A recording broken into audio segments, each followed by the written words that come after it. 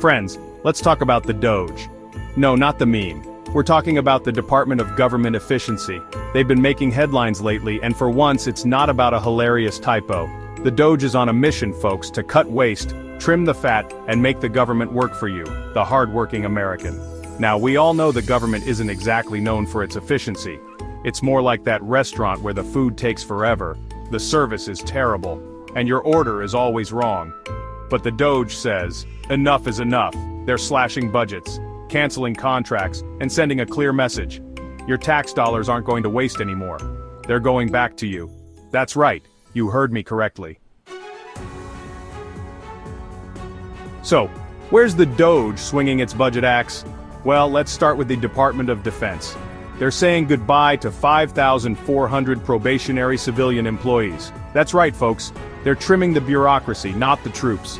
Next up, we have the Department of Health and Human Services. They're canceling contracts left and right. We're talking $115 million worth of canceled contracts, including a $2.23 million contract for equity assessments. Equity assessments? What even is that? Sounds like a fancy way of saying consultant who tells you what you already know.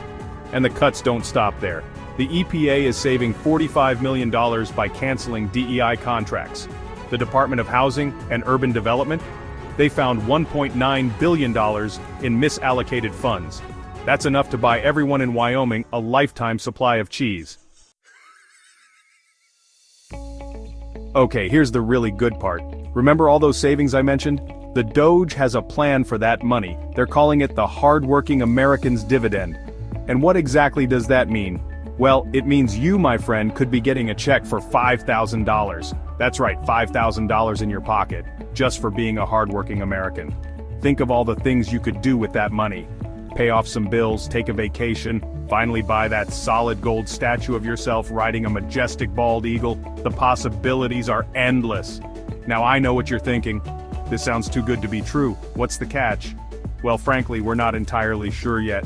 The DOGE hasn't released all the details, but hey, who doesn't love a little bit of mystery, right? Section 4. The Numbers Game Sorting Fact from Fiction.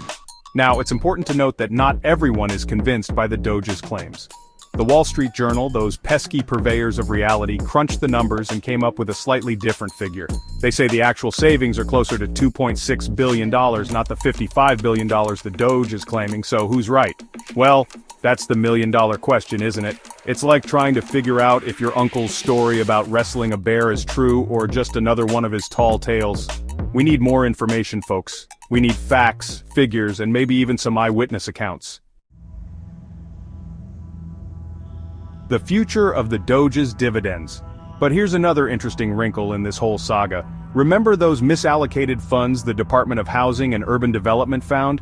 Well, some folks are saying that's just the tip of the iceberg. They believe there's even more fraud and waste hidden in the government's books. And if they're right, well, that means even more money for those hardworking Americans' dividends. We're talking potentially bigger checks, folks. Maybe even enough to buy that solid gold statue of yourself riding two majestic bald eagles. Of course, this is all speculation at this point. But hey, a little bit of optimism never hurt anyone, right? Section 6. A brighter future for hardworking Americans? So what does it all mean? Is the DOGE the hero we need here to save us from the tyranny of government waste? Or are they just another group of politicians making big promises they can't keep? Only time will tell, folks. But one thing's for sure, it's refreshing to see someone trying to shake things up in Washington. And if it means more money in the pockets of hardworking Americans, well, I'm all for it, just as long as it's not coming out of my paycheck.